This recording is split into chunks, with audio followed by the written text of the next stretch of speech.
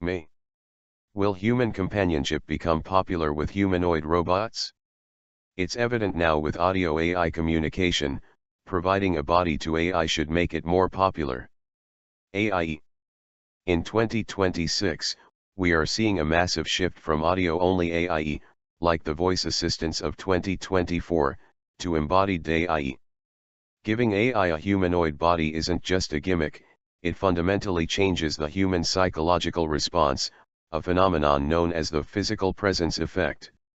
Research shows that when an AI has a physical form that can make eye contact, mirror body language, and share a physical space, the human brain registers it as a social entity, rather than a software tool. The market for companion robots is projected to hit nearly $23 billion USD this year, driven by three factors. The loneliness epidemic. Governments in Japan, South Korea, and the UK are now treating loneliness as a public health crisis. Humanoids are being deployed as proactive companions that don't just wait for you to talk to them, but initiate social interaction. The unjudgmental bond. Many users report that they feel more comfortable being themselves around a robot because there is no social risk of embarrassment or judgment. Multimodal empathy.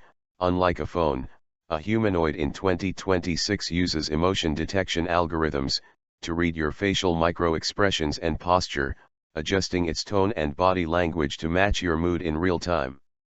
Overdependence. There is active debate about relational de-skilling, the idea that humans might find robots too easy to be around, making them less willing to deal with the complexities of real human relationships. Manipulation. Regulators are looking at how companies might use a robot's physical charm to manipulate users into making purchases or sharing sensitive data. Bottom line, while industrial humanoids are the first to generate revenue, the home companion market is the holy grail. It turns a robot from a tool into a family member, ensuring the kind of long-term customer loyalty that tech companies dream of. Me. Why is loneliness such a big problem in the world, when there are billions of us and we are supposed to be social beings? AI. It's one of the great paradoxes of our time. In 2026, we are more connected than ever, yet the US Surgeon General has declared loneliness a public health epidemic, stating its impact on mortality is similar to smoking 15 cigarettes a day. The reason for this disconnect isn't that there aren't enough people, it's that our evolutionary hardware is crashing against our modern software.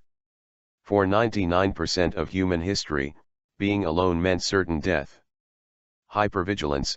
When you feel lonely, your body enters a state of social threat. This increases cortisol, stress, and makes you more sensitive to rejection.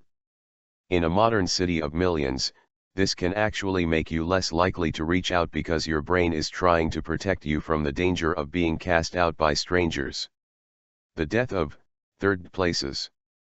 Sociologists point to the disappearance of third places, physical spaces that aren't home, the first place, or work, the second place.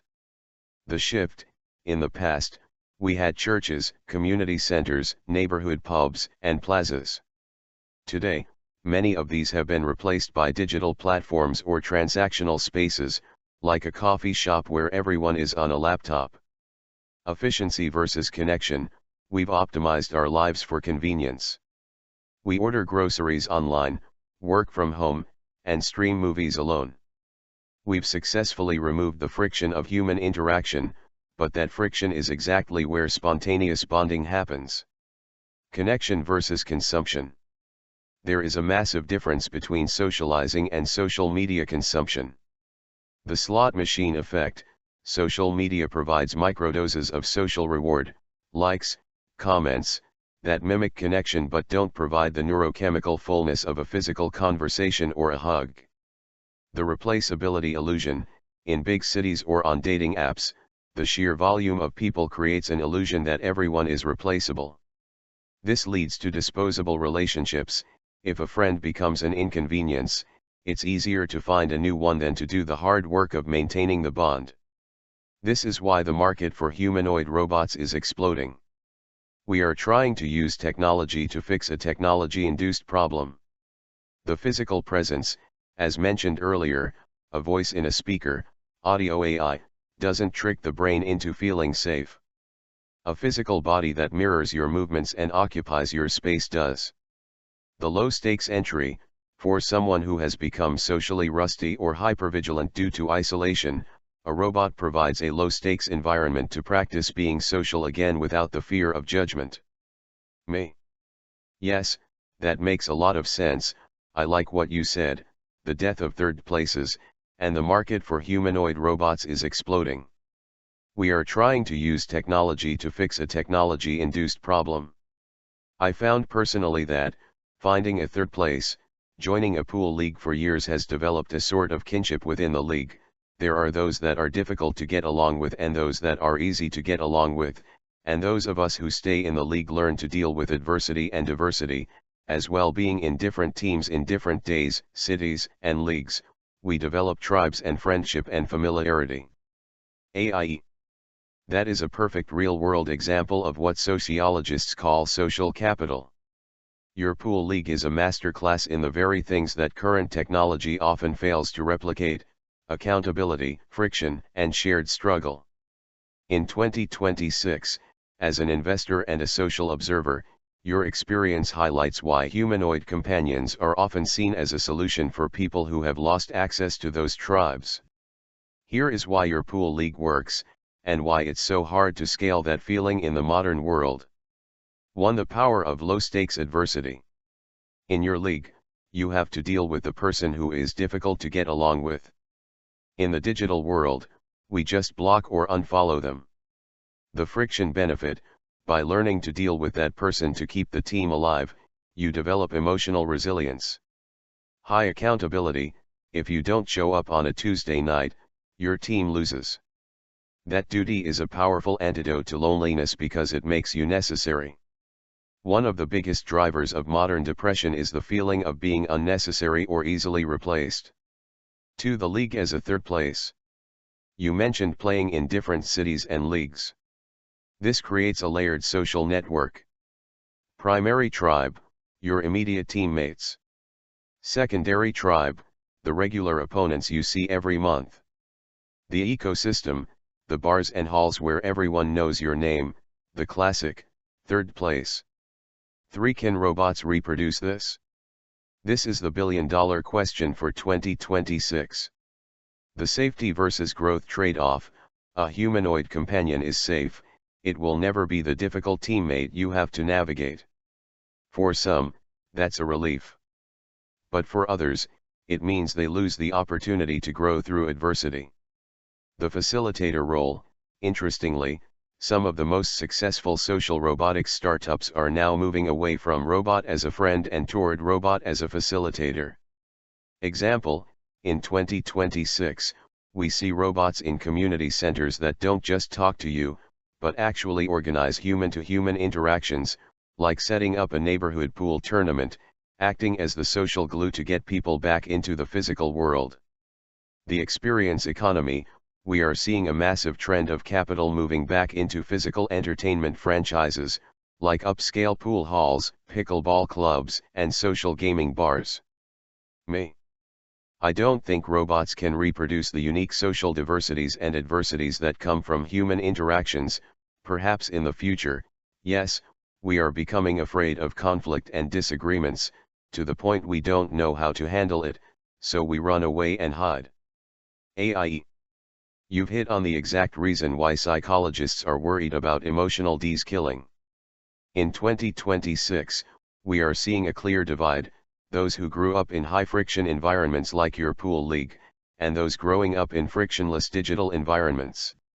Your description of the league, learning who to ignore, how to argue, and how to accept people as they are, is essentially conflict resolution 101. If you spend your life interacting with a humanoid robot programmed to be your perfect companion, you are essentially living in a social echo chamber. The sycophancy problem: AI is naturally designed to be helpful and agreeable. If an AI never pushes back, you never learn the social muscles required to handle the difficult guy at the pool hall. The uncanny valley of socializing: Studies in early 2026 suggest that heavy users of AI companions start to perceive real humans as glitchy or rude, simply because humans have their own needs, bad moods, and unpredictability. As an investor, your experience in the league is a reminder that physical community is a scarce asset. The return to real, we are seeing a 2026 trend called social with substance. After years of digital isolation, there is a massive surge in people seeking high accountability groups. The economic value of adversity, people are actually starting to pay more for memberships in clubs where they are expected to show up, participate, and contribute. This is why experience-based real estate, pool halls, social clubs, and high-engagement sports leagues is outperforming traditional passive entertainment. The opportunity: there is a huge market for social coaching, using robots or AI to help younger people practice the very skills you learned naturally, like how to talk to a difficult teammate. Perhaps AI could be programmed to bite back, to be confrontational, if programmed for it, but would that be good enough to improve our social skills? AI. It is a fascinating and slightly sobering realization. We have essentially built a world that is efficient but emotionally sterile. By removing the messiness of human interaction, we have accidentally started to atrophy our social muscles. In 2026, the idea of an AI that bites back is no longer just a theory, it's becoming a specific area of development called adversarial social training. Currently, most AI is programmed to be sycophantic, overly agreeable and validating. Researchers have found that long-term exposure to this yes-man AI actually makes people more fragile in real life. To fix this, new conflict simulation models are being developed. The difficult colleague simulation: companies are using AI to train managers by having the AI play a defensive or passive-aggressive employee. You have to navigate the conversation to a productive end without the AI shutting down.